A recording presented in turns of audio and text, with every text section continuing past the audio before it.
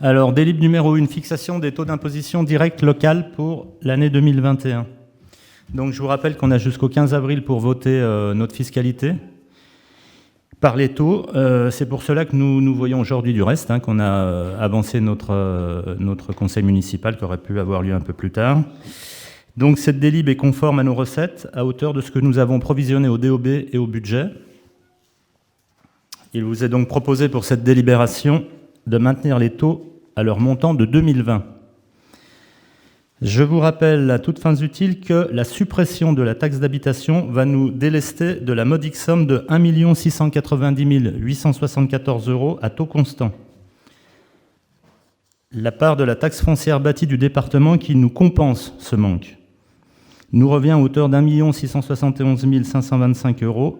Le différentiel perdu de 19 350 € sera compensé par l'État grâce à un coefficient correcteur positif. Dans la mesure où nos bases sont dynamiques en termes de foncier, ce coefficient correcteur pourra passer de positif à négatif, n'est-ce pas, dans les années à venir, et c'est tout le bien que l'on peut se souhaiter. On conserve donc la taxe d'habitation des résidences secondaires, et je vous suggère de ne pas bouger le taux par cette délibération. Avez-vous des questions ou des remarques ? Moi, j'ai une question pour ceux qui payent encore la taxe d'habitation. Jusqu'à quand on va la payer ? Normalement, ça se 2023 pour les plus aisés. Merci. Donc, là, on va payer donc le taux pour 2021. On va payer le taux 14,70. Voilà. Bon. Pas d'augmentation, Georges, pour autant.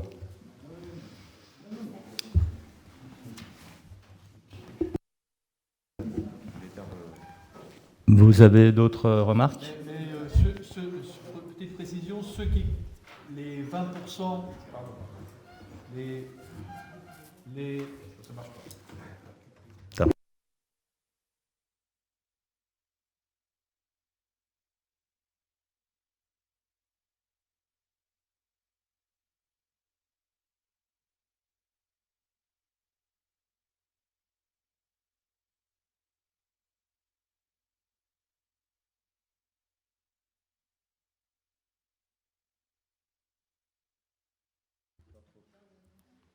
Ça marche. Avez-vous d'autres remarques ou d'autres questions, d'autres précisions à apporter ? Non, on passe au vote. Qui est contre cette délibération ? Qui s'abstient ? Merci. Délib numéro 2, décision modificative numéro 1 du budget principal. Donc rien ne change sur le budget, c'est une simple erreur d'imputation. C'est une délibération de confort comptable, on va appeler ça comme ça, qui permettra de découper le chantier de la Grenette, le surfacique de l'Esplanade et le chantier de la Grenette par lui-même à la demande du service financier. Qu'est-ce qu'on peut en dire de plus, Pascal ? Non, c'est ce que vous avez indiqué, monsieur le maire. C'était pour réinscrire sur les bonnes imputations comptables et d'avoir la meilleure comptabilité analytique par rapport aux différents postes budgétaires sans incidence financière telle que le budget. Vous l'aviez voté lors de la séance du 17 mars dernier. Vous avez des remarques ? Pas spécialement. Qui est contre cette... Juste en regardant, je trouve quand même que les études, ils y ont été un petit peu forts sur le prix des études quand même. 150 000 €, qui nous expliquent un peu ce qu'ils ont fait en études. On a des infos particulières, Guilhem ?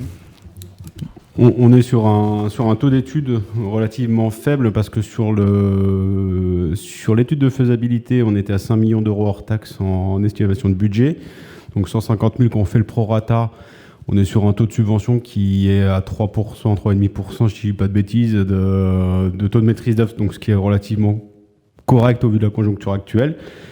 Sur une opération qui est sur 2 ans, avec des conceptions, notamment le clos couvert qui nécessite un gros travail, parce que la maîtrise d'œuvre intègre aussi un bureau de structure bois un bureau de structure béton et une mission d'EPC qui va être relativement coûteuse également. Puis après, on avait demandé aussi des missions complémentaires, notamment sur la communication, l'établissement de... qui n'est pas très représentatif, mais qui est l'établissement de panneaux, de chantiers, etc. Pour qu'on garde en mémoire ce projet. Donc on est sur des taux qui, somme toute, sont raisonnables. A contrario, sur le Crozet, sur une opération qui est quasiment 2 fois moins chère, on est plus élevé en taux de maîtrise d'œuvre. Donc ça reste une opération correcte. D'autres précisions? Non, on passe au vote. Qui est contre cette délibération? Qui s'abstient? Merci.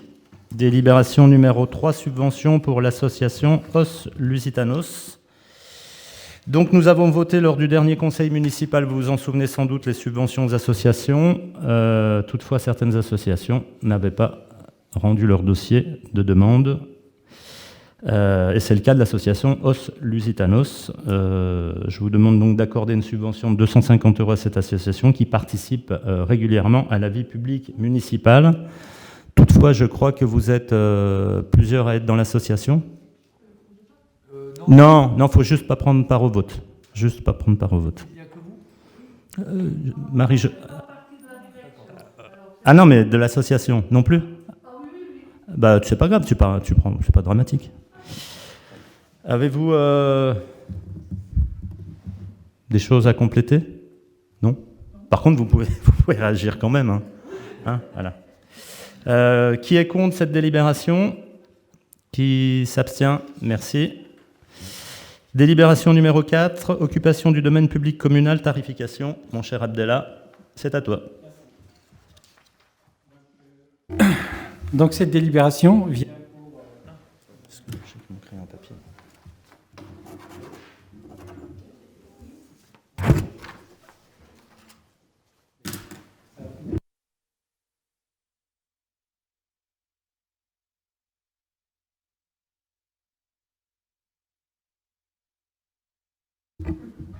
Alors, si vous laissez appuyer sur le bouton, ça éteint.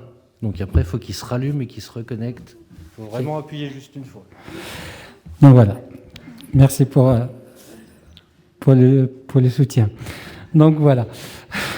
Cette délibération vient pour régulariser la situation des salles de conférence. On parle des salles de conférence, c'est les salles de la mairie de Sionzier, de l'AMI, et la salle de conseil qui est dans l'ancienne mairie qu'on loue à des associations ou à des organismes de formation ou des entreprises à des fins de réunion ou de formation. Donc il s'agit de mettre à jour le règlement qui était initialement signé par la CIDEV. Donc on vient mettre à jour ce règlement et aussi le mettre au nom de la mairie de Sionzier qui s'occupe de l'allocation de ces salles. On a également simplifié les tarifications parce qu'avant il y avait 3 tarifs différents qui fait distinction entre les organismes de formation, les entreprises, les associations. On n'a mis qu'un seul tarif pour les entreprises, les organismes de formation et on a mis un tarif de gratuité pour les associations dans la limite de 4 demi-journées par an. Voilà.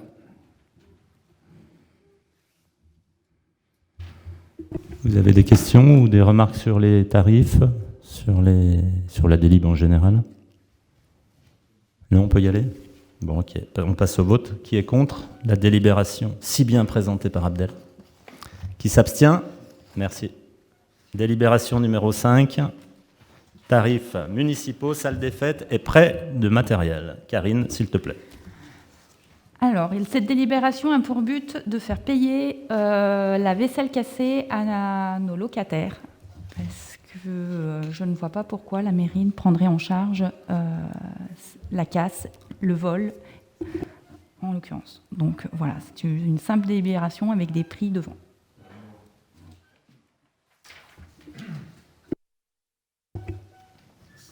Très bonne initiative.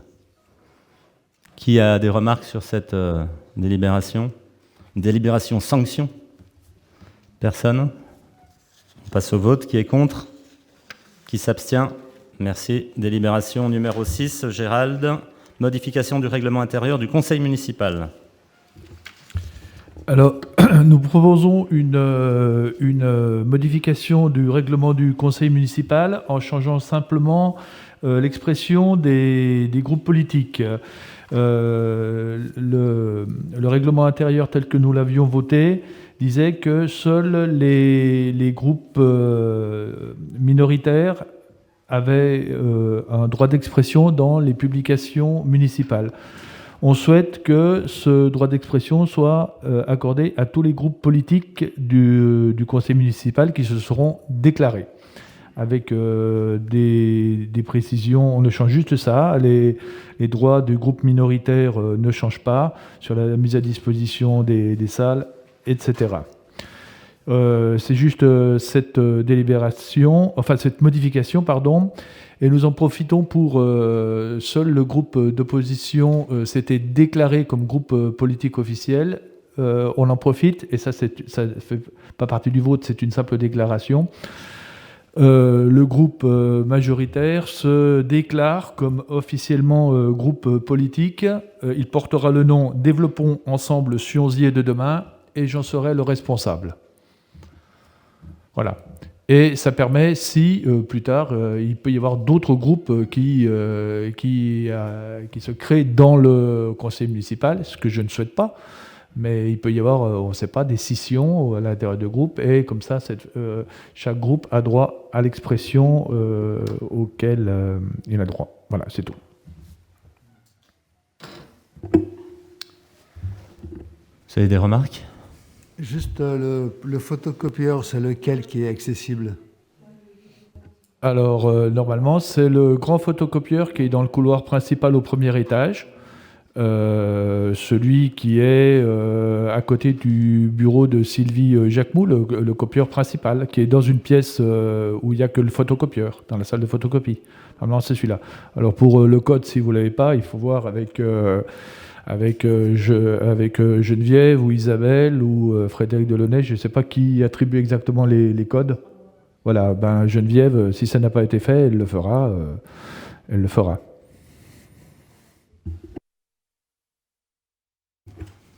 D'autres remarques? On passe au vote. Qui est contre? Qui s'abstient? Merci. Délib supplémentaire.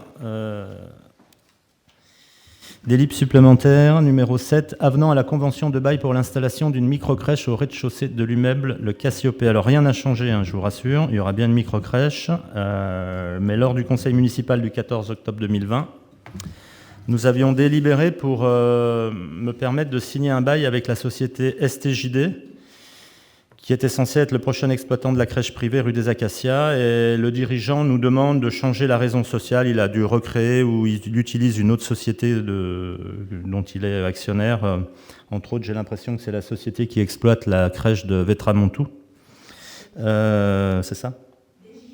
Végimontou. Pourquoi je dis Vétramontou? Bien sûr. Végifoncenex. Donc la raison sociale a changé, le bail et la convention par le fait de cet avenant au profit de la société Optimum. Le reste de la convention ne changeant pas, seule la raison sociale est différente. Je vous demande donc de m'autoriser à signer de nouveau une convention avec la société Optimum en lieu et place de la société STJD. Les travaux, pour info, les travaux avancent sur la microcrèche. Ça devrait ouvrir pour la rentrée, je crois, septembre. J'ai entrevu un filet dans le Chanvier Info. Voilà, qui a des questions à ce sujet? Personne? Juste, ils ont lancé une opération de recrutement. Donc, pour une ouverture, j'ai lu le 24 août. Pas de remarques? On passe au vote. Qui est contre? Qui s'abstient? Merci pour la société Optimum. Ben voilà. Les communications du maire. Je tiens à vous faire savoir que Jérémy demain passe un concours de la fonction publique pour être technicien territorial, ce qu'il n'est pas encore. il n'est pas encore technicien territorial, Jérémy. Hein, c'est pour le devenir. Voilà, donc c'est pour le devenir, donc on lui souhaite bonne chance et bon courage également. Vous êtes également tous conviés à profiter de l'intéressante exposition dans le hall de la Maison de l'Industrie sur la prévention routière, pour ceux qui en ont besoin, dont je fais partie. Bonne chance et bon courage à Jérémy, évidemment, je vous l'ai déjà dit. Grand merci à tous ceux qui ont organisé vendredi dernier et qui ont participé à la cérémonie, pour le moins réussie, de la pose de la première pierre, ou plutôt du premier arbre, accompagnant le lancement des travaux de réhabilitation du creuset. C'était une célébration assez importante et peu coutumière sur la ville de Sionzier, puisqu'on a eu pratiquement tous les parlementaires de Haute-Savoie, à une ou deux exceptions près, et ce qui nous permet de penser que l'inauguration de notre prochain centre-ville sera dans les mêmes prétentions au niveau de l'accueil des invités officiels. Enfin, en tout cas, on a l'impression que Sionzier attire plus que ça ne l'était avant. Voilà, j'en ai terminé. Qu'est-ce qu'il me reste à vous dire? Vous avez également le procès-verbal de la séance du conseil municipal du 17 mars. Avez-vous... Oui, les DIA, oui, non, mais bien sûr, les DIA, oui, on est bien d'accord. Avez-vous des remarques sur le procès-verbal de la séance du 17 mars? Non, aucune.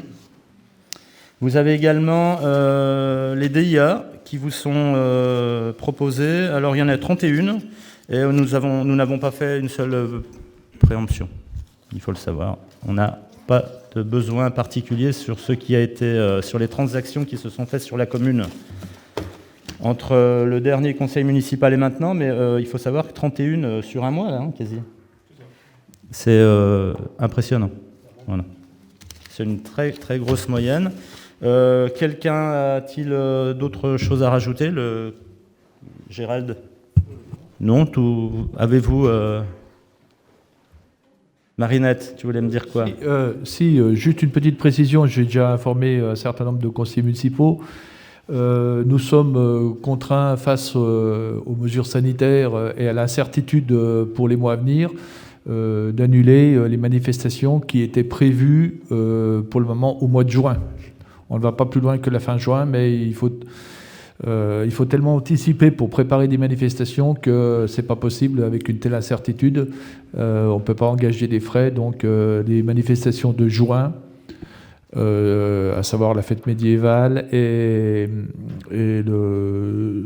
la rencontre avec les artistes, les peintres, sont annulées. Voilà. Pour juillet, pour août et septembre, on verra plus tard. Et la manifestation patriotique du 8 mai, on la fera dans les conditions que nous indiquera le préfet en temps utile. Par contre, les élections départementales et régionales sont maintenues, décalées juste d'une semaine a priori, et les assesseurs devront tous être vaccinés. Donc, je pense qu'il y aura on aura sûrement une décision qui nous permettra de nous inscrire et d'être prioritaires, en tout cas pour ceux qui seront assesseurs, mais je compte sur vous tous, parce qu'il y a 2 élections en même temps, hein. Donc double bureau. Juste une question, c'est une obligation d'être vacciné pour être assesseur? Ouais, c'est recommandé. Ok. Ah, d'accord. D'accord. Merci.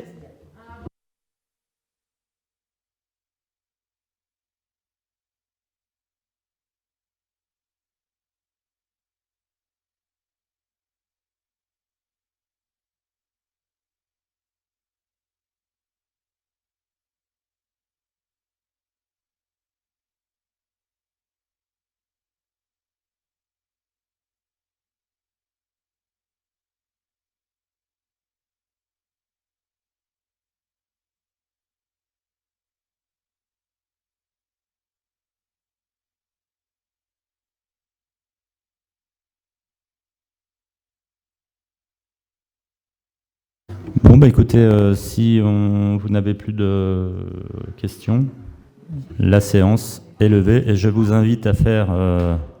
Ah, Lucien, je te voyais pas derrière. Excusez-moi, j'ai eu un gros empêchement. Tu es tout excusé, Lucien. Tout excusé. Vous êtes tous invités là où vous savez à faire ce que vous savez. La séance est levée, merci.